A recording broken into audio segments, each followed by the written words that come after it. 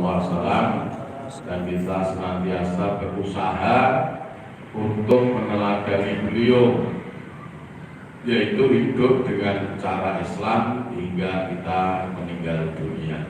Amin ya rabbal alamin. Sekalian, kami sore malam hari ini akan sampaikan materi berkaitan dengan cara menjadikan diri kita sebagai anak yang soleh dan solehah. Kebetulan di tema atau di undangan tidak ada tema ya. Saya akan sampaikan bagaimana menjadikan diri kita menjadi anak yang soleh. Islam mengajarkan putra-putri kita untuk menjadi anak-anak yang soleh dan solehah. Dan kita tidak boleh lupa, walaupun kita sudah punya anak, sudah punya putu, tetapi kita pun juga anak-anak dari orang tua kita. Artinya, jangan sampai kita lupa ketika kita sudah berumah tangga, berarti kita tidak punya kewajiban untuk menjadikan diri kita sebagai anak yang soleh dan solehah. Dan alhamdulillah, agama yang mengajarkan anak-anak manusia menjadi anak-anak yang soleh dan solehah itu adalah Islam. Maka tidak aneh kalau orang-orang Islam itu ketika punya anak, cita-citanya menjadikan anaknya soleh dan solehah. Dalam agama lain nggak ada sekalian. Agama lain itu cita-citanya adalah mencetak anak yang cerdas, anak yang pintar, anak yang baik, anak yang pemberani, anak yang terampil gitu. Tapi kalau dalam Islam, anak yang soleh dan solehah itu udah otomatis pasti akan jadi anak yang pintar, cerdas, pandai, pemberani, sampai terampil. Sekalian, cuma sampai saat ini anak soleh dan solehah itu anak yang sebatas mendoakan orang tua. Tidak cukup itu sekalian. Pengertian anak yang soleh dan solehah adalah anak yang mau hidup dengan cara Islam. Bisa ulangi, anak yang soleh dan solehah adalah anak yang mau hidup dengan cara Islam. Kenapa? Kalau anak itu hidup dengan cara Islam, otomatis nanti akan diajarkan oleh Islam untuk mendoakan orang tuanya. Tetapi ketika anak-anak itu tidak hidup dengan cara Islam, siapa yang mengajarkan anak-anak untuk mendoakan orang tuanya? Dan ketika anak-anak itu mendoakan orang tuanya tanpa hidup dengan cara Islam, kira-kira doanya kabul nggak? Nggak mungkin kabul. Tetapi ketika anak-anak itu hidup dengan cara Islam dan oleh Islam mengajarkan untuk mendoakan orang tuanya, maka doa itu pasti kabul. Kenapa? Anak sudah membuktikan hidup dengan cara Islam seperti apa yang dikehendaki oleh Allah. Maka ketika ia minta kepada Allah, Allah pasti akan mengabulkan. Satu bukti atau dasar sering kita baca dalam suratul Fatihah. Iya karena budu wa iya karena nasta'in. Hanya kepadamu ya Allah kami menyembah, dan hanya kepadamu kami mohon pertolongan. Berarti menyembah dulu, taat dulu, tunduk dulu, patuh dulu, pasrah dulu, baru minta. Maka Allah katakan ud'auni astajib lakum, pasti kabulkan. Ini yang perlu kita garis bawahi. Kalau ingin bukti, kita kasih contoh sekalian. Contoh yang kasat mata dalam kehidupan kita sehari-hari adalah antara anak dengan orang tua. Anak itu kalau disuruh orang tua berangkat, diperintah menyenangkan, dilarang berhenti. Karena senangnya orang tua kepada anak yang manut, Masya Allah. Orang tua nggak perlu menunggu anaknya meminta apa, nggak perlu. Justru orang tua yang menawarkan. Nah, besok kalau bapak sudah gajian, kamu minta dibelikan apa? Besok kalau habis panen, kamu minta dibelikan apa? Mengapa orang tua yang menawarkan? Karena senangnya orang tua terhadap yang mengikuti kehendak orang tua. Tetapi sebaliknya tidak mau mengerjakan, dilarang, justru melaksanakan. Bukan orang tua senang nggak itu? Benci. Kalau sudah benci, kalau sudah muak, walaupun anak meminta, walaupun itu anak, orang tua cukup mendengarkan saja. Mangapa tak rungokke suara? Kenapa? Karena meropok. Karena ketika adanya ketaatan anak kepada orang tua. Yang jadi permasalahan sekarang itu permasalahan. Bagaimana supaya anak-anak kita ini bisa hidup dengan cara Islam? Jadi pertanyaan. Bagaimana supaya anak-anak kita bisa hidup dengan cara Islam atau mau hidup dengan cara Islam? Karena kalau nggak mau hidup dengan cara Islam, ya nggak akan jadi anak yang soleh dan solihah. Buktinya tidak jadi satu, nggak pernah akan mendoakan orang tua. Seandainya mendoakan, tidak akan terkabulkan, percuma. Makanya Bapak Ibu bisa lihat saudara kita, tetangga kita, mungkin ya anak-anak di antara kita sendirilah. Anak-anak itu kalau tidak mengamalkan agama Islam, tidak taat dalam agama Islam, sulit kiranya mereka akan melakukan doa. Jaranglah. Mengapa mereka jarang atau tidak melakukan? Karena nggak punya ilmunya berdoa. Paling tidak nggak punya ilmunya berdoa. Seandainya berdoa tidak akan dikabulkan karena tidak ada ketaatan, ketundukan, kepatuhan, kepasrahan kepada Allah yang diminta. Maka mohon maaf ya. Ketika kita kadang-kadang mengundang di antara kita lah, sebabnya dialur oleh apa diundang. Kira-kira nek modal amin kau kira-kira kabul betul. Wonge ora nama agama modal amin, amin kira-kira kabul betul. Ya secara otomatis nggak akan kabul, dia sendiri nggak pernah mengabulkan apa yang menjadi kehendak Allah. Makanya kadang ada nanya, terkabulnya doa itu bukan karena banyaknya pendukung atau banyaknya yang hadir atau banyaknya yang mengamini. Kabulnya doa itu karena didukung oleh orang-orang yang mengamalkan agama Islam. Maka jangan mengabaikan ketika berdoa yang 5 orang, tapi orang ini ambil agama. Maka insya Allah doanya 5 orang itu akan terkabulkan daripada 5.000, tapi bukan orang-orang pengamal agama.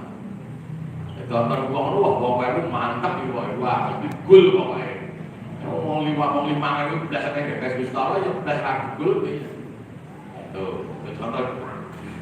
Makanya sekalian malam hari ini kami sampaikan diantaranya cara kita mencetak anak-anak kita menjadi anak yang soleh dan solihah. Ada 5 syarat paling tidak. Yang pertama, orang tua senantiasa mendoakan atas anaknya. Ya orang tua ya. Karena yang punya keinginan mencetak itu kan orang tua atas anak-anaknya. Kalau orang tua berharap anak-anaknya menjadi anak yang soleh dan solihah, artinya anak itu mau mengamalkan atau hidup dengan cara Islam, maka syarat yang pertama, orang tua senantiasa mendoakan. Mendoakan apa? Ya, mendoakan agar anaknya menjadi anak yang soleh dan solihah tadi. Rabbi habli minas sholihin. Karena apa? Ketika orang tua itu berdoa, berarti orang tua itu punya harapan. Orang tua pun punya cita-cita, orang tua itu punya keinginan atau punya kemauan. Tetapi ketika orang itu tidak berdoa, sama artinya berarti mereka tidak punya harapan, mereka tidak punya cita-cita, mereka tidak punya tujuan. Maka sungguh sombong orang-orang yang tidak pernah berdoa. Jadi sebenarnya sama usul waktu senek orang itu, yang itu ketusnya lagu statis maju ceramah. Aku susul di buka basmalah, snack metu, makan bareng, bar malam lama. Ini aku makan ini kapan? Udah sama mau tak sambil rutin maga itu ya. Jadi nanti besok yang akan datang habis dibuka basmalah keluar snack 5 menit, snack habis kan roti sito seorang 5 menit gitu. Cano ya tugel video 12 orang tua ya tak mau kau untung nanti ya suwe gitu. Mau nggak tujuh ini? Baik, dilanjutkan. Soal lagi yang baru datang sekalian, cara mencetak anak-anak kita menjadi anak yang soleh dan solihah. Pertama, orang tua yang senantiasa mendoakan. Doa itu adalah wujud kalau punya keinginan, wujud kalau punya harapan, wujud kalau punya cita-cita. Maka orang-orang yang tidak pernah berdoa, itulah orang-orang yang tidak pernah punya harapan, cita-cita, dan tujuan. Maka oleh Allah SWT dan Rasulnya, orang-orang yang tidak pernah berdoa itu adalah orang-orang yang sombong. Sombong di hadapan siapa? Bukan di hadapan orang tua dan tetangga, di hadapan Allah SWT. Makanya mohon maaf kalau Bapak Ibu punya cita-cita anak-anaknya ingin menjadi anak yang soleh dan solehah, orang tua harus berdoa memohon kepada Allah agar anaknya menjadi anak yang soleh dan solehah. Saya sering memberikan contoh, Pak. Kalau kita yang sudah tua gimana? Kita ini walaupun tua, Pak, kita ini anak loh, Pak. Kita kan mantan-mantan jabat bayi tadi. Walaupun sekarang sudah punya anak, sudah punya putu, tetapi kita tetap anak dari orang tua kita. Gimana orang tua kita sudah meninggal dunia? Kita minta sendiri kepada Allah agar menjadi anak yang saleh dan salihah. Harus minta itu. Harus minta. Nah, mohon maaf, ketika kita menjadi anak yang saleh dan salihah, maka kesolehan kita ini akan membawa keselamatan orang tua. Selamatnya dirinya akan juga membawa selamatnya orang tua. Kenapa? Ada keterkaitan sebagai amal jariah bagi orang tua. Dalam sabda Rasulullah gimana? Idza mata binu adama iqta amaluhu ila min salatin. Putus anak turun Anda ketika telah meninggal dunia kecuali 3 amalan. 1 adalah amal jariah per orang ini person. Maaf sekalian.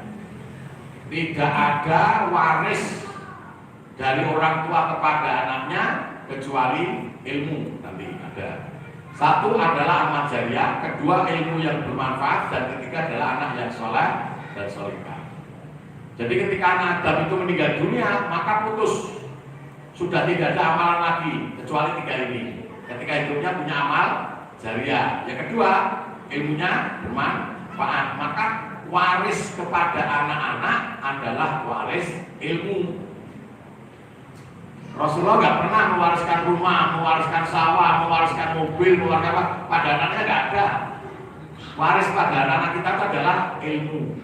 Masya Allah. Maka ketika Rasulullah meninggal dunia, habis sudah hartanya, habis sudah apa-apa hak miliknya, habis sudah. Sekarang ini banyak orang mewariskan hartanya macam-macam pada anaknya tanpa mewariskan ilmu. Ya sudah, kaya penuh dosa, mati neraka. Waris ilmu luar biasa, miskin dunia, mati surga. Tanda petik ilmu yang diwariskan adalah ilmu agama.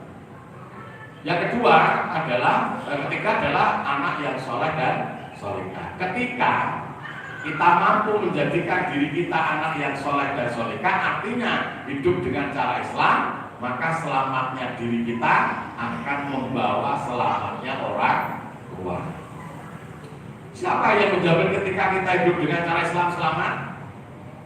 Allah dan Rasulnya. Man ittaqaa fa innama yattaqi li nafsi wa man dhalla fa innama yadillu 'alaiha wa la taziru waziratu wizra ukhra wa ma kunna mu'adzibina hatta nab'atsa rasulah. Man ittaqaa fa innama yattaqi li nafsi. Barang siapa yang hidupnya sesuai dengan hidayah Allah, hukum syariat Allah, maka sungguhnya ia akan selamat untuk dirinya. Dirinya anak adalah juga untuk dirinya orang tua. Masya Allah. Wa man dhalla fa innama yadillu 'alaiha. Tetapi barang siapa yang hidupnya tidak sesuai dengan hidayah Allah, tidak sesuai dengan syariat ajaran Allah, tidak sesuai dengan hukum ajaran Allah, maka sungguhnya akan sesat juga untuk dirinya sendiri, secara otomatis akan membawa sesatnya hidup orang tua. Masya Allah. Maka oleh Rasulullah Muhammad SAW, keselamatan anak ini adalah ada keterkaitan untuk keselamatan orang tua kita. Yang kedua, Rasulullah itu berikan jaminan ketika kita hidup dengan cara Islam. Jaminan apa? Tidak celaka. Kalau Allah menjamin siapa yang hidup dengan Islam dijamin selamat, tetapi kalau Rasulullah siapa yang hidup dengan cara Islam dijamin tidak akan celaka. Berarti Allah dan Rasulnya tujuannya sama. Allah menjamin selamat berarti tidak celaka, Nabi menjamin tidak celaka berarti selamat. Maka Rasul katakan, taraktu fikum amrayni ma in tamassaktum bihima lan tadillu abada. Kitabullahi wa sunnatur rasul. Telah kutinggalkan kepadamu dua perkara. Apabila kamu berpegang teguh kepada keduanya, kamu tidak akan tersesat dunia sampai dengan akhirat. Apa itu? Al-Quran dan Al-Hadis. Al-Quran itu adalah hukum syariat ajaran Allah. Al-Hadis itu adalah ketetapan, ucapan, perilaku Kanjeng Nabi Muhammad SAW di dalam mengamalkan di dalam mengamalkan Al-Quran. Insyaallah. Makanya kembali ke depan, bagaimana supaya kita bisa menjadi anak yang soleh dan solehah? Bagaimana anak-anak kita bisa menjadi anak yang soleh dan solehah? Maka orang tua wajib mendoakan atau memohon. Satu. Yang kedua, bagaimana agar anak-anak kita menjadi anak yang soleh dan solehah? Syarat yang kedua, anak-anak itu harus diberi makanan, minuman yang halal. Yang halal. Jangan dikasih makanan minuman yang haram. Allah Subhanahu wa Ta'ala dalam penciptaan makanan haram. Nah, kira-kira makanan minuman yang halal dengan yang haram, ada nggak pengaruh pada badan manusia? Ada nggak? Ada Pak. Kalau nggak ada, mengapa dibedakan? Kalau nggak ada pengaruh dalam kehidupan manusia, mengapa harus dibedakan? Karena dibedakan pasti akan punya pengaruh. Karena dibedakan pasti akan punya pengaruh. Mohon maaf sekalian, ada orang yang istilahnya menyalahkan Allah. Lah nek Gusti Allah ki nyetok panganan ben haram, ora oleh dipangan, ora oleh diombe. Berarti Gusti Allah ki ngece.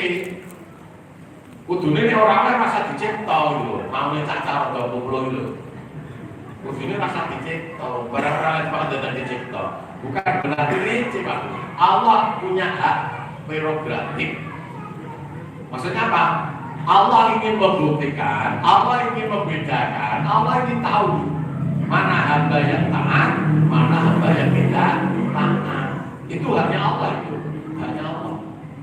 Maka Allah cipta dan Allah tahu bahwa dengan makanan dan minuman yang halal dengan yang haram akan punya perbedaan. Terhadap apa? Satu, perkembangan fisik manusia. Dua, perkembangan pola pikir manusia. Dua itu aja lah. Makanya tidak ada ketika orang itu makan minum yang halal dengan makan minum yang haram, pasti perilakunya berbeda, pasti pola pikirnya juga berbeda. Jadi kan mungkin nek boten percaya, kapan-kapan nek duwe putu mah uji coba. Ya umpama ora di putu nek generan ya naik dinding ngono lah. Nek anak kembar diuji coba. Sebenarnya kita nggak perlu mengadakan uji coba lah, karena udah banyak bukti kok. Rasa naik dewi uji coba, tonggo anak wong ya terus bisa digoconto. Nek pengen marem yo, nek kapan-kapan ya diputu kembar bisa uji coba ora apa-apa. Sijine dipangani diombeni halal-halal, sijine haram-haram. Engko kira-kira sing marai cepet bae mati sing ndi lho, Pak. Kira-kira bae masa dipateni putune, mati dhewe kok menes gagas kelakuane putune.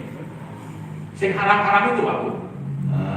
Makanya mohon maaf, mengapa makanan dan minuman yang halal dengan yang haram itu akan membawa dampak yang berbeda?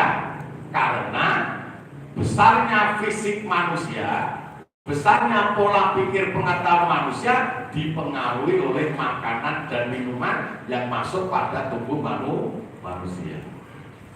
Ketika bayi kecil waktu lahir, ya, anak kita yang ganteng ini kan. Ini seandainya mulai besok pagi Pak, tidak dikasih makan, tidak dikasih minum, kira-kira rogone gede ora? Mati Pak. Nah wis mati nggak akan besar. Kalau udah mati, apalagi ilmu, nggak akan ada. Fisiknya menjadi besar, ilmunya menjadi berkembang karena dipengaruhi oleh makanan dan minuman yang masuk pada fisik manusia. Makanya mohon maaf sekalian, orang-orang yang suka makan minum yang haram-haram itu terkait dengan Islam menolak. Seandainya menerima, itu hanya apa bahasanya Pak? Hanya semu saja. Tetapi orang-orang yang makan minum yang halal-halal, insya Allah Pak, dengan agama senang Pak. Dengan agama senang. Baru sampai senang dulu Pak. Nek wong wis mangan mobil barang agama Pak, menolak Pak. Menolak. Belum sampai ke atas. Sudah menolak dulu Pak. Siji jatuh minda abot, loro jak mikir rananda.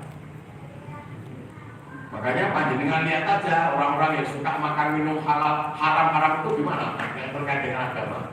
Gak ada apa-apanya Pak. Gak ada apa-apanya. Tetapi ketika mereka bertobat, berhenti, Masya Allah. Terus lanjut setelah bertobat makan minum yang halal-halal, luar biasa. Punya kekuatan, punya hero terhadap agama. Dalam arti Islam. Pasti itu. Kemarin ada pengajian di mana itu? Masjid Al-Bakri, Mojosono. Itu mantan pejudi, mantan pemabuk, mantan narkoba, mantan macam-macam. Mantan-mantan sing itulah. Itu dikumpulkan semuanya Pak, yang muda-muda itu. Korban urunan Pak, urunan korban Pak. Langsung bawa ke selo, boyolali sana, sembelih sendiri, babi sendiri pada masyarakat. Wah luar biasa semangatnya. Mengapa bisa spontan seperti itu? Allah ampuni Pak. Makanan minuman yang sudah masuk pada tubuh mereka, ketika mereka tobat, Allah lunturkan itu. Allah ganti. Tetapi mereka yang tidak bertobat ya seperti biasa, lanjut aja. Ramadan itu bakal teko, undangan pengajian bakal gagas. Tapi yang sudah bertobat, Masya Allah, dengan adat berangkat Pak. Kemana? Ke masjid. Ada undangan pengajian, Masya Allah, datang. Dulunya mantan-mantan, Masya Allah, luar biasa. Ada 2 kelompok kalau nggak salah sebut. Tapi alhamdulillah sekarang luar biasa. Ini yang kedua, sehingga mohon maaf sekalian, termasuk diri kita. Kalau kita ingin mencetak diri kita untuk orang tua agar kita menjadi anaknya yang soleh dan solehah, ya tolong makan minum yang halal-halal. Jangan asal makan. Kita harus makan minum yang halal-halal. Hukum halal dan haram, maaf, tidak hanya pada hukumnya Pak, tetapi juga asalnya. Contoh, pitik urip halal nggak Pak? Ayam itu ketika hidup halal Pak, hukumnya halal. Tetapi ketika disembelih tidak menyebut nama Allah jadi haram. Ini kalau jadi balik, babi haram. Ini disembelih macam bismillah halal, jangan menuruni Pak. Ngawur. Asal hukum dan sebagainya. Yang kedua, sekarang yang ketiga.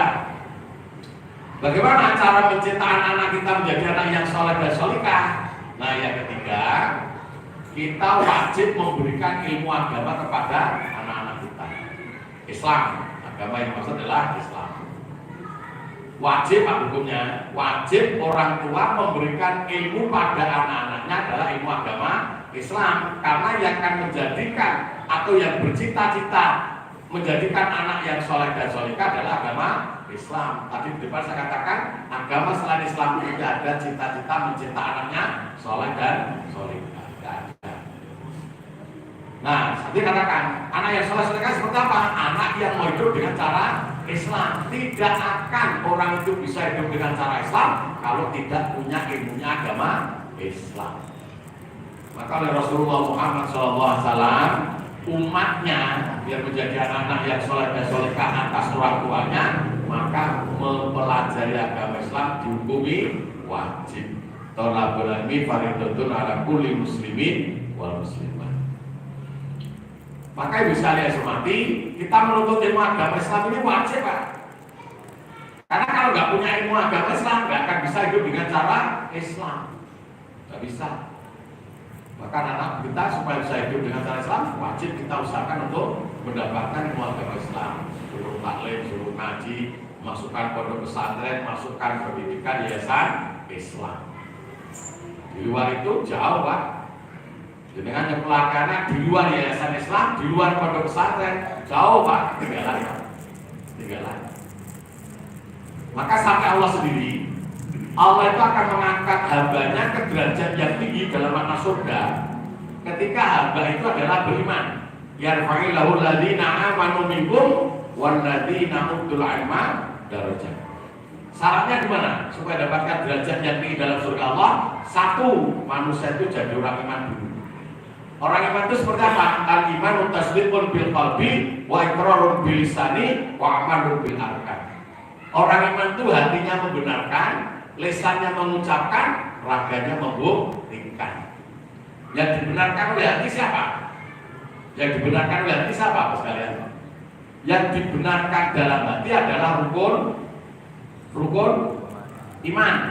Nah, rukun iman itu ada berapa itu? 6. Ora butuh revisi yo. Seneng ra seneng, cocok ra cocok pokoke 6. Nek terus dicacat direvisi kok arek dulu ya. Begitu dhewe-dhewe. Satu, iman kepada Allah. Bisa saya katakan membenarkan yang 6 itu, 4 pasti adanya, yang 2 pasti terjadinya. Yang 4 pasti adanya siapa? Allah, malaikat-malaikat, kitab-kitab, rasul-rasul. Ini pasti adanya. Yang 2 pasti terjadinya, takdir dan kiamat. Nah, anak-anak kita harus hafal ini loh Pak Bu. Kalau nggak hafal 6 ini wah kacau Pak. Maka santri alami masuk pondok alami dalam orientasi pesantren, anak wajib hafal rukun iman, rukun Islam, wajib hafal 4 kitab dan rasulnya, wajib hafal 10 nama malaikat. Wajib dulu itu Pak. Kalian orang yakin itu sholat bener kok, sholat banyak kan. Nah sebagainya. Saya ulangi 6 ini, 4 pasti adanya siapa? Allah, malaikat-malaikat, kitab-kitab, rasul-rasul.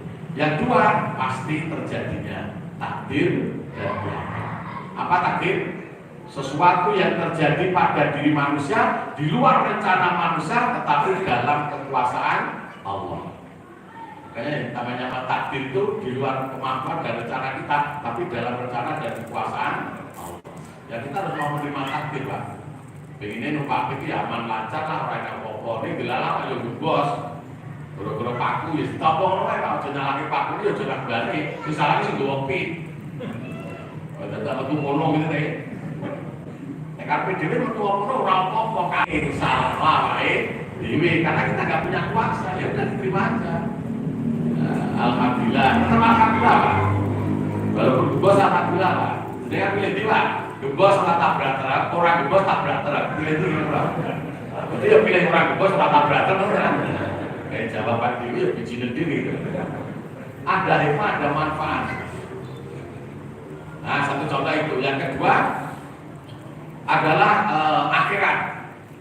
Kehidupan akhirat itu pasti terjadi Pak. Inna sa'ata atiyatul la raiba fiha walakinna aktsara nasi la ya'lamun. Kiamat itu pasti terjadi dan pasti ada. Tetapi kebanyakan manusia bisa tidak mengerti, bisa tidak tahu, bisa tidak percaya. Kalau saya yakin apa? Kiamat pasti datang Pak. Nah, kiamat kubro itu kukutit dunia Pak. Seluruh isi alam hancur, yang hidup mati. Ini kiamat cilik ya, ada sing perorangan, ada sing sak motor, ada sing sak kampung, ada sing sak rumah, ada tanah longsor, mungkin karena apalah keracunan. Umpamanya sak Solo Raya ini dicoba ngelusur lho Pak. Kiamat khusus Solo Raya serah bisa lho Pak. Bisa Gunung Merapi, Merbabu, meletusnya mengitar kabeh orang sing kulon.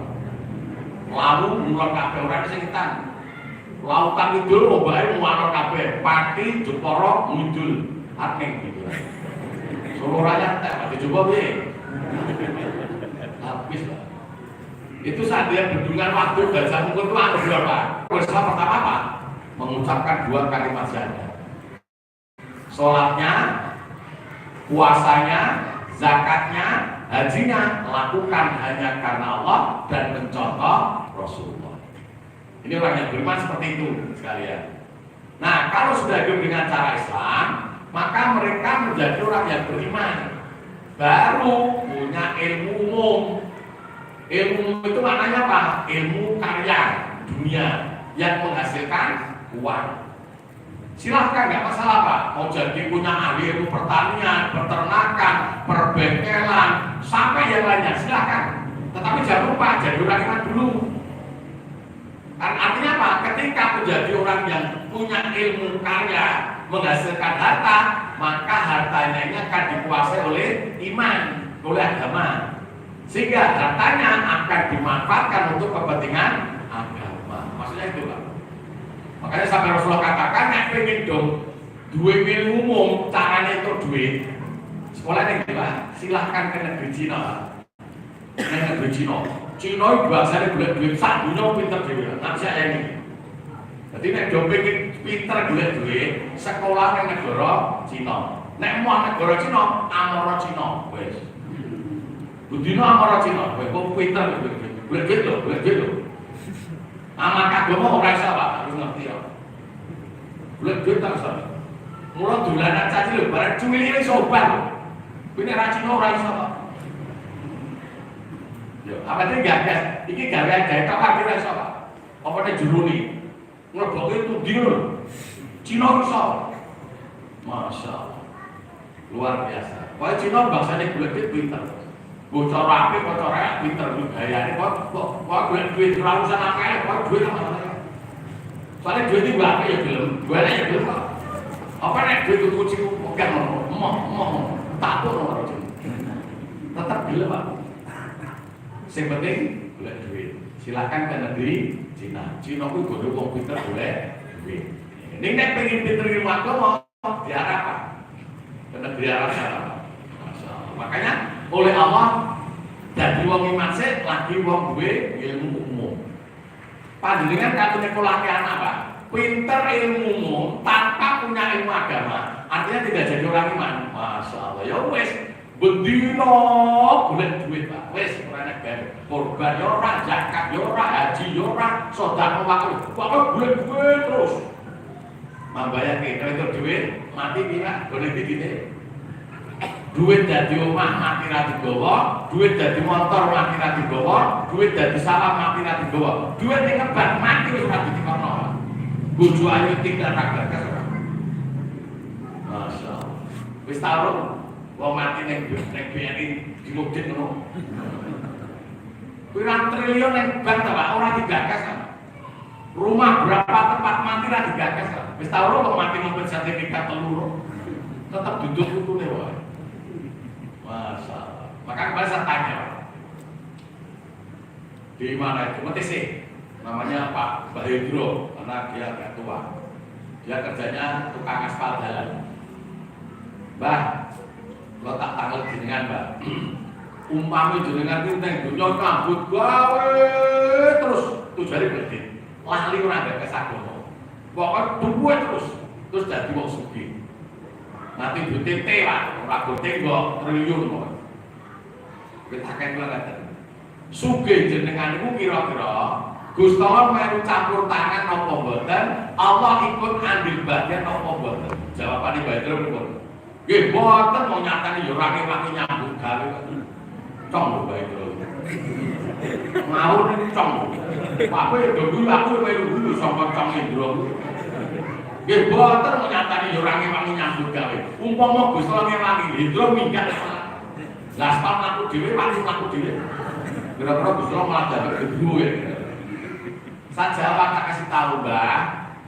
Leres Gusti Allah boten ngewangi nyambut gawe jenengan. Saya jenengan dadi wong sugih, tetapi justru Allah memberikan sarana prasarana datang panjenengan datang jenengan sakit nyambut damel. Buat kasih contoh jenengan dikasih mata bisa melihat, dikasih telinga bisa mendengar, dikasih mulut bisa komunikasi, dikasih akal bisa berpikir, dikasih tangan bisa memegang, dikasih kaki bisa berjalan. Coba itu pemberian siapa? Pemberian Allah. Jangan dikira itu kehendak kita sendiri. Jenengan mak bayar tiba, umpama jenengan buta, roh apa? Umpama budak, krungu apa? Umpama bisu, kan ngomong apa? Apa meneh pekok mikir apa? Pokoknya nanti tangan ini kelompok, nanti sikit anakku yang masih satu rahasia Pak.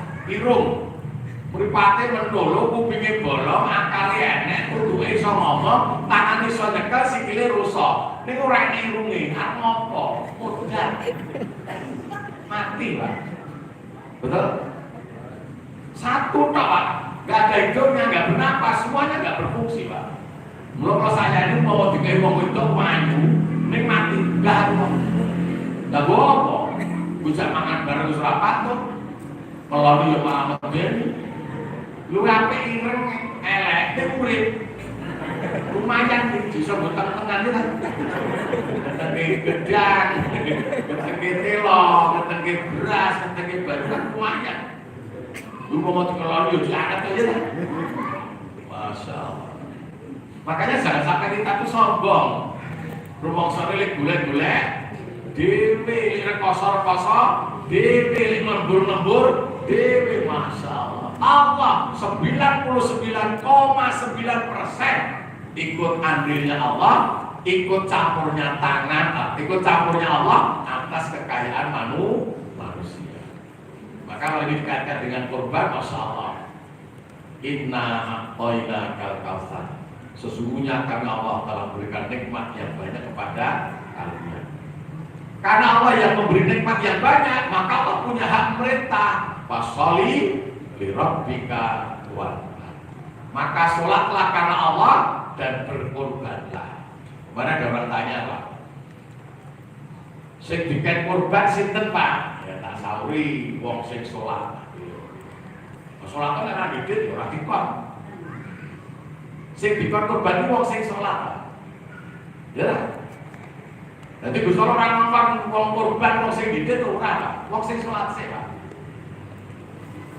Maka fasholli li rabbika, sholatlah karena Tuhanmu, wanhar dan berkorbanlah. Nek wis sholat lagi korban cetawa, berarti korbannya amarga Gusti Allah. Nek durung sholat korban, sing ngomong sapa lho? Korbannya amarga sapa lho? Ora cetawa. Iki durung ora.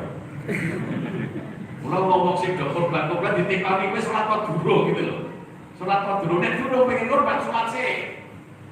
Sama puasa Ramadan itu Pak. Ada pertanyaan. Alhamdulillah kalau saat ini pun belum puasa Ramadan Pak. Ini dari sholat. Puasa ini pripun? Ya tak sawi ya tetap awan ramangan ramubi. Buat ngoten lah piye. Maksud kula, buat kula pun belum puasa Ramadan ini dari sholat. Puasa ini ditampa apa boten? Ya tak tekoni mbokmu. Maksudnya mbokmu ki puasane amarga sapa gitu lho Pak. Nek mbok mungkin puasane amarga Gusti Allah ditampa Gusti Allah. Nek amarga mbokmu dhewe ya kana dhewe. Nah yang disuruh puasa siapa? Orang-orang yang beriman. Berarti sholat sih. Ketika orang mengucapkan 2 kalimat syahadat ini bukan syarat jadi orang iman Pak, syarat jadi orang Islam. Betul? Lah nek wis mengucapkan 2 kalimat syahadat nek pengen dadi wong iman buktikan dengan sholat. Wah, malu benarkan berperilaku sholatnya karena Allah, sholatnya mencontoh Rasulullah, baru jadi orang iman. Nek wis dadi wong iman dengan bukti sholat, Allah perintahkan puasa.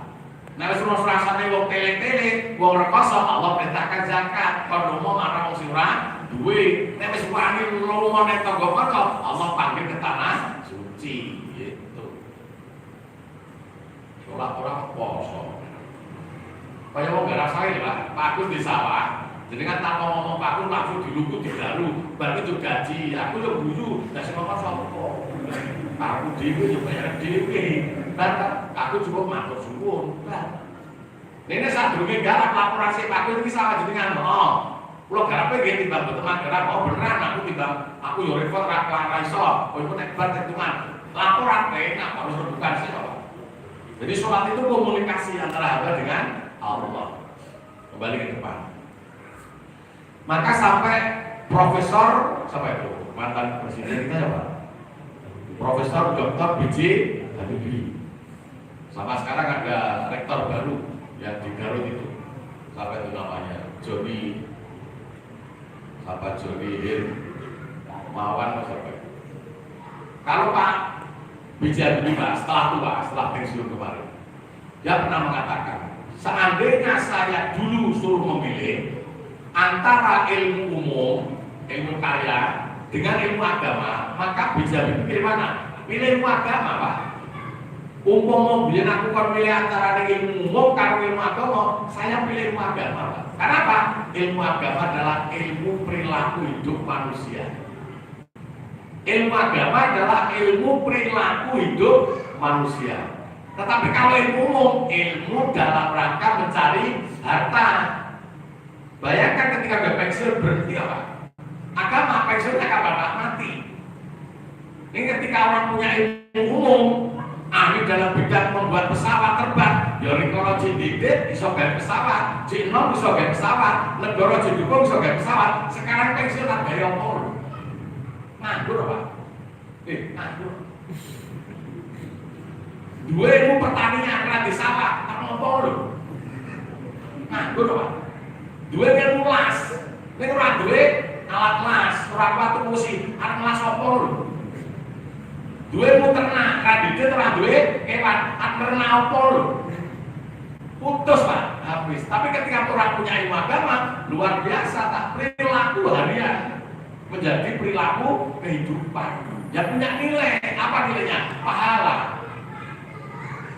Maka Profesor Joni Hirmawan kalau salah, rektor ITS Garut, dia masih muda Pak, rektor Pak, keluar Pak, mengundurkan diri nggak jadi rektor, nggak jadi dosen, kemana? Masuk ke pondok pesantren. Untuk apa? Menghafalkan Al-Quran dan ingin mengamalkan Al-Quran. Untuk apa? Persiapan untuk hidup di akhirat, persiapan menjelang kematian. Masya Allah. Ya kalau macam-macam ya gini, zaman jadi rektor, wah luar. SMP sampai perguruan tinggi juara terus Pak. Ketika masuk pesantren dia bilang kocok nih lah, pinter-pinternya pesantren dia apa? Masya Allah, luar biasa. Makanya panjenengan kali pulau, mohon maaf sekalian, kita harus mengutamakan ilmu agama daripada ilmu umum. Anak dipinter ke matematika, fisika, biologi, macam lah semuanya Pak. Ada ajarannya untuk bakti orang tua, ajarannya untuk menghormati orang tua, enggak ada. Yang mengajarkan anak berbakti pada orang tua, mendoakan orang tua, menghormati orang tua, agama Pak. Islam, Masya Allah. Makanya anak-anak kita kalau dijadikan anak yang soleh dan selingkah, kasih ilmu agama. Masya Allah. Ilmu agama di mana? Ya di tempat-tempat yang diajarkan agama Islam, di pendidikan Islam, di pondok pesantren dan lain sebagainya. Ini yang ketiga. Jadi satu doa, kedua makanan dan minuman yang halal, ketiga kasih ilmu agama. Yang keempat, bagaimana supaya kita bisa menjadikan anak-anak kita yang soleh dan solehah? Maka yang keempat adalah orang tua berkewajiban mencarikan teman. Nek wong tua ning anak Pak, orang tua berkewajiban mencarikan anaknya teman. Mohon maaf sekalian, bocah ini Pak kurang boleh kocok diri Pak. Nek bocah mantul kan boleh kocok diri, ya saya itu Pak. Wes. Karena apa? Kurang pengetahuan, kurang pengalaman. Padahal mohon maaf Pak, ketika orang mencari teman, belum tentu mesti orang itu ngajak baik. Ada orang yang mencari teman untuk jajak jelek. Jangan heran Pak, dunia ini mau ngajak, ya mau ngajak elek. Satu contoh mohon maaf, tahun 80 berapa ya? 6 kalau salah. Saya jadi Pradana Bayangkara Surakarta. Oleh kepolisian Surakarta waktu itu dia dilatih untuk survei. Dilatih apa jenenge dadi intel, tekon-tekon gitu. Nah, disilir, kayaknya disilir. Sing nom-nom kang mudeng silir itu apa ora? Silir iki jembatan mojo. Satu-satunya jembatan diliwati betul silir kok. Wes jenengan nang Pak motor juruk kok mau dirah biasa kan. Nek lewat jembatan mojo ngene apa? Ya ora bagus. Menolongi aku. Ora tau enggak kan liwat. Mang-mangke to numpak mobil mesti ngene Pak. Wes. Kuwi dilihat apa kaya ya tetep ngono Pak. Aku kadang ditekoni sebabnya apa? Karyawane biyen kudu cilik. Mudeng Pak. Nah, waktu itu saya tanya berapa ya, BTS berapa, 5 atau 6. Pokoknya waktu itu tugasnya cuma 4, paling sedikit 4 orang. Saya nemukan satu perempuan dari ujung selatan sana. Wedok white, masya Allah, kulitnya putih white. Ketika saya tanya jawab macam-macam, karena ekonomi dan sebagainya, ternyata masya Allah. Mengapa Mbak sampai sini? Saya dulu diajak teman bekerja ke Jakarta. Ternyata nggak sampai Jakarta, Pak. Nggak sampai Jakarta, Pak. Langsung belok ke sini. Langsung dijual, Pak. Masya Allah. Sekedar tuh bagian kan ya Pak kan. Mau paling satu sono kurus lari ini tuh 5. Mulai sing tukang gula sodok boleh Pak. Terjebak dia, terlanjur masuk karena kebutuhan hutang. Suaminya melarikan diri, sudah punya anak 1, anaknya kasih. Itu kalau kirim surat ke rumah, cerita apa suratnya itu kerja di Jakarta, Pak. Yang lainnya kerja di mana, nggak ada yang berikan kerja di Solo dan di Bule itu. Suratnya kerja di Jakarta, punya alamat, siapa yang alamat? Yang nyari, Pak. Di Bule alamatnya kalau ya enak Pak Jakarta dulu. Nah, ternyata masya Allah. Jadi di dunia ini uang boleh konco ja apik ya ono, boleh konco ja elek ya ono. Ngeri. Mulane awake dhewe kon golek dhewe hati-hati, Pak. Uang sing boleh bocah ja elek itu suwene wae. Masyaallah, ngeri. Mulane cah wedok bergaya kaya cah menangan, cah merdeka, gampang kecekele. Cah dalanan itu langsung ngoyak toke kok survei kecekele. Kalau cah itu bergaya seperti mereka langsung tangkap, cekelnya gampang. Nah setelah saya masuk kamarnya, saya sendiri ada 23, ada 2 anggota saya juga masuk kamar, masya Allah, Allah Akbar walillah. Ada sajadah, ada rupa, ada Al-Quran. BTS itu ruku enek, sajadah enek, apanya enggak? Bisa baca Quran dia, sholat tuh apa ya? Sholat. Jadi ketika malamnya habis hubungan dan sebagainya, dia nangis paginya. Kita dulu orang mulai itu. Ngomong orang mulai dulu. Enak ya? Coba. Jadi dia saya tanya, mengapa sampai di sini? Karena diajak. Artinya maknanya ternyata orang mengajak belum tentu mesti diajak lari. Wong mendem ya ora Pak, aja dikira. Wong mendem ora gelem golek kanca. Aja dikira maling ora golek kanca, golek kanca. Aja dikira pejudi gak golek kanca, golek kanca. Mencari kader. Makanya kalau kita orang baik, tidak merasa punya tugas mencari, Pak, kalah kita, Pak. Betul nggak? Padahal kita ditugaskan amar ma'ruf nahi munkar. Kalau kita diam, dia yang amar munkar nahi ma'ruf jalan terus. Jalan terus, Pak. Nek betul-betul bukan kira. Nek bisa meneng-menengan lho. Kira-kira kok bocah iki sak kampung iki tambah sing elek tambah akeh, apa sing apik tambah akeh padha meneng lho, Pak. Sing elek tambah akeh, Pak. Kenapa, Pak? Penyakit dengan obat tulangnya kemana? Cepat penyakit, Pak. Jadi pejudi sitok, pemabuk sitok, kuwi ditok tok, gak dilarang duwe dilarang akeh. Wong sholat sitok, orang dilarang aja-aja, kalah jumlahnya, Pak.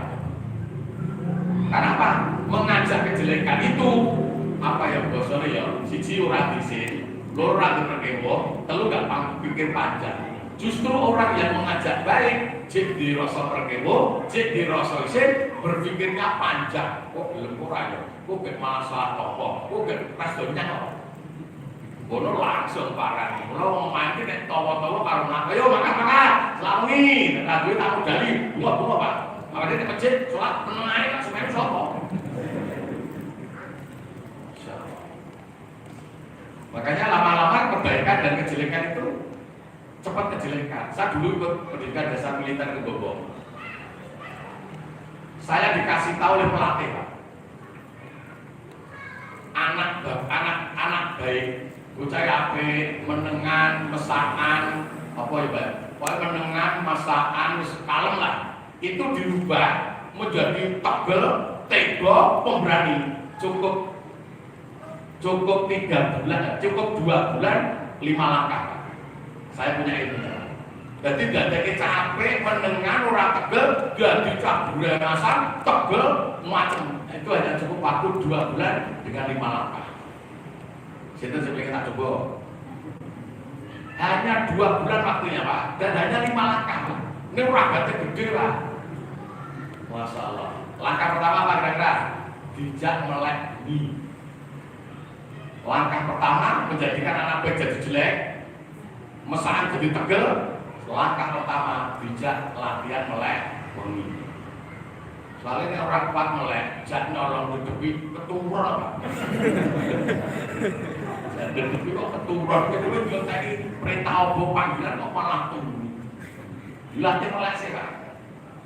Yang kedua, mengapa yang pertama dilatih melek begini? Karena kemungkaran dan kemaksiatan itu lancar ketika dijalankan di waktu malam. Wes ora tutup ke. Udah coba dulu. Masyaallah. Praktil hanya 2 bulan 5 langkah Pak. Sampai jadi rusak, sampai jadi tegel. Masyaallah. Dah balik Pak. Maka misalnya seperti maka yang ketiga ini jangan yang keempat ini jangan sampai kita abaikan Pak. Orang tua yang mencarikan teman untuk anak-anaknya. Teman yang mana? Yang seiman. Harus Pak. Carikan anakmu anak yang seiman. Saya pernah ada laporan Pak, orang cerita karena menyatakan anaknya itu di rumah dulu ya sholat, ya ke masjid, ya ngaji, ya pakai kerudung karena perempuan. Ternyata setelah kuliah di Pulau Klaten, Masya Allah, ngeri Pak. Karena ternyata Pak salah gaul, salah teman. Akhirnya sudah temannya nggak sholat, ya ikut nggak sholat, temannya rambutnya tuh ikut seperti itu. Nek mulai, wah koyak saleh Pak, nek mulai zaman mangkat ya kerudungan. Tetapi ketika nggak diketahui orang lain ya sudah seperti ketika di Pulau Klaten. Ya surah sholat supaya melaku dua yang rumah ya wudhu tok ngeri Pak. Masya Allah. Makanya mohon maaf agar anak-anak kita menjadi anak yang soleh dan solehah, orang tua berkewajiban mencarikan teman. Satu contoh Pak, apa yang dibahas ini? APLE, mohon maaf Pak. Ketika kita di kampung ya Pak, rocah mendung. Niku jenengan apa gur ngetoke to Pak, aja gur tok. Oh, dudu anakku. Bener, sing mendeme dudu anakmu bener. Nek kuwi kancane anakmu. Sing bener sing mendeme dudu anakmu, dudu aku bener. Nek kuwi kancane anakmu. Nek niku mangkoke, sesuk tak kuwi anakmu. Makanya ketika orang tua tahu ada orang anak mendem, ya harus ditegur Pak, diingatkan. Mas aja mendem nek kene ya, omahmu ndi? Mereka Pak, ya bentuk nek kono, nek kampung kono aja nek kene ya. Tak nulang nyak kene. Harus begitu Pak. Aja kudu ngono, oh dudu anakku, bener iki dudu anakmu. Nek kancane anakmu. Lu putih kanca anakmu, lu kenalke anakmu. Mula nek tembung wong Jawa, apik eleke bocah amarga lingkungan. Setuju? Berarti nek kanca tadi itu apik eleke bocah amarga lingkungan. Setuju? Nah, apik eleke lingkungan amarga sing tuwa, Pak. Apik eleke bocah amarga lingkungan, apik eleke lingkungan amarga tuwekane. Ngapa kok apik eleke lingkungan amarga sing tuwa? Karena yang ada di lingkungan antara anak dengan orang tua duluan orang tua. Mulai nek kampung nek wong tua sitok sing mungkar, wong tua liyane ndak kudu ngandani. Kita iku sitok Pak, nek ditokno wah kok kadhe kayak ngurus sobo terus kok. Boleh kadhe Pak. Ya wis rasa bayar. Boleh kecanduan jadi urunan. Anyaran rasa bayar Pak. Anyaran disilai Pak, nek kecanduan utang. Termasuk tadi di antara 5 langkah itu di antaranya membuat mereka candu dulu Pak. Wong kita kecanduan lele. Pokoknya kudu, pokoknya kudu. Boy itu apa? Boy pokoknya kudu ya, wis tabel. Ngeri. Jadi yang keempat, mari kita orang tua bertanggung jawab mencarikan anaknya adalah teman seiman. Aku dicolok ya Pak. Mulai termasuk nek anak itu Pak, nek anak itu wayah nikah, tolong orang tua tanggung jawab segera dinikahkan. orang apa? Datang itu ceramah itu saja. Ngeri lah. Terakhir yang kelima. Yang kelima, bagaimana cara kita mencetak anak-anak kita menjadi anak yang soleh dan solehah? Yang pertama, makanan minuman yang halal, doa dulu orang tua. Yang kedua adalah makanan minuman yang halal. Yang ketiga diberi ilmu. Yang keempat dicarikan teman seiman. Yang kelima, orang tua menjadi teladan atas anak-anaknya. Nah kalau sudah nggak punya orang tua, ya ini pertanyaannya harus gini dulu. Yang kelima, supaya anak kita menjadi anak yang soleh dan solehah, karena itu kita orang tua, maka orang tua menjadi wajib menjadi teladan dan contoh. Karena anak yang sholat, orang tuanya yang kudu sholat. Nah anak yang masjid, orang tuanya kudu masjid. Nah anak yang jujur, orang tuanya kudu jujur. Nah anak yang lomo, orang tuanya kudu lomo. Nah anak yang main, orang tua ya main. Nah anak yang merokok, orang tua ya merokok. Gitu loh Pak. Menjadi teladan. Kalau orang tua anak pengen bisa dipercaya, orang tua juga bisa dipercaya. Nek pengen anak punya tanggung jawab, orang tua juga harus punya tanggung jawab. Ini menjadi teladan. Mengapa harus menjadi teladan? Karena punya cita-cita kita orang tua. Kalau orang tua berharap tetapi tidak berikan contoh, itu omong kosong Pak. Nah ketika anak itu sudah gak punya orang tua, maaf, mencontoh siapa? Langsung saja mencontoh Rasulullah. Maka agar orang tua bisa dicontoh anaknya, orang tua mencontoh Rasulullah sama sebenarnya Pak. Rasul, kalau Bapak Ibu ingin menjadi contoh bagi anaknya sehingga menjadi anak yang soleh solehah, maka orang tua mencontoh kepemimpinan dalam berumah tangga seperti kepemimpinan Rasulullah Muhammad SAW. Lima kana yarjullaha wal yaumal akhir wa dzakarallaha katsiran. Ini ada pada diri Rasulullah dengan 4 sifat. Kalau yang 3 ini, Rasulullah ini apabila berbuat adalah semata-mata liman kana yarjullaha, berharap atas rahmat Allah. Sesuatu yang dilakukan mengharapkan rahmat Allah pasti sesuatu itu yang baik dan menyelamatkan dirinya. Yang kedua, yakin bahwa apa yang dilakukan ini besok akan mendapatkan balasan di akhirat. Saya yakin sekalian, ketika kita bicara akhirat antara surga dan neraka, Bapak Ibu pilih yang mana? Surga. Kalau pilih yang surga, pasti perbuatannya adalah baik. Fatona, artinya kita harus juga punya sifat fatona. Fatona itu apa? Pandai. Pandai dalam konteks agama Islam yang mengantarkan dirinya di orang yang beriman. Yang kedua adalah sidik. Sidik itu adalah benar. Yang benar apanya? Benar perkataannya, benar perilakunya, benar pemikirannya. Yang ketiga adalah amanah.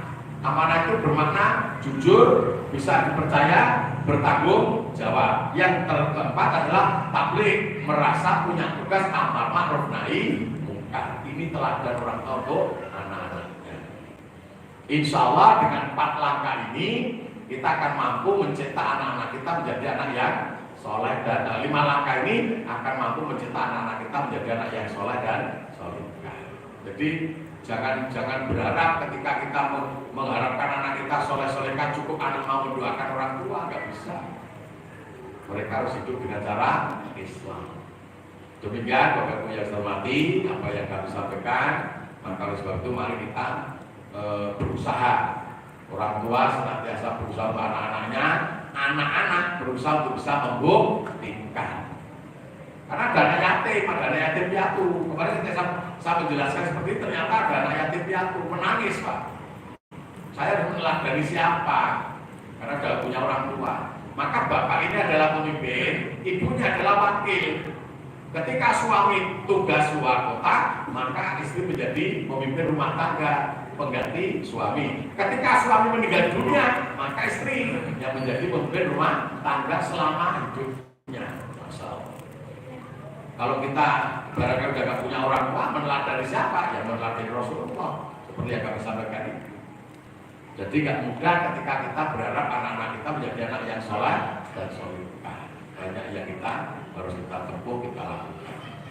Mudah-mudahan apa yang kami sampaikan bersama dengan rahmat dan hidayah Allah untuk kita semuanya, sehingga Allah memudahkan diri kita dan anak-anak kita untuk menjadi anak-anak yang soleh dan solehah.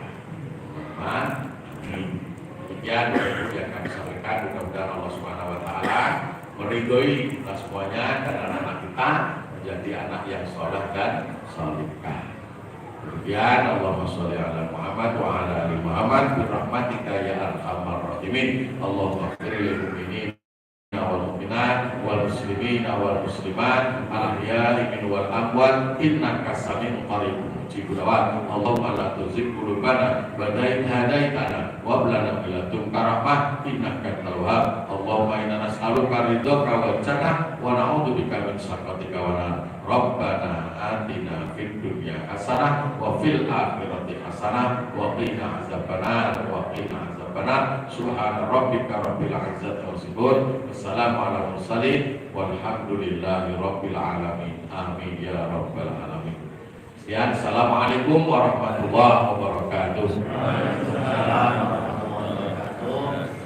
Demikian kajian oleh saya dari Aton Asia BMM. Semoga apa yang disampaikan kepada kita bermanfaat dan kita amalkan dalam kehidupan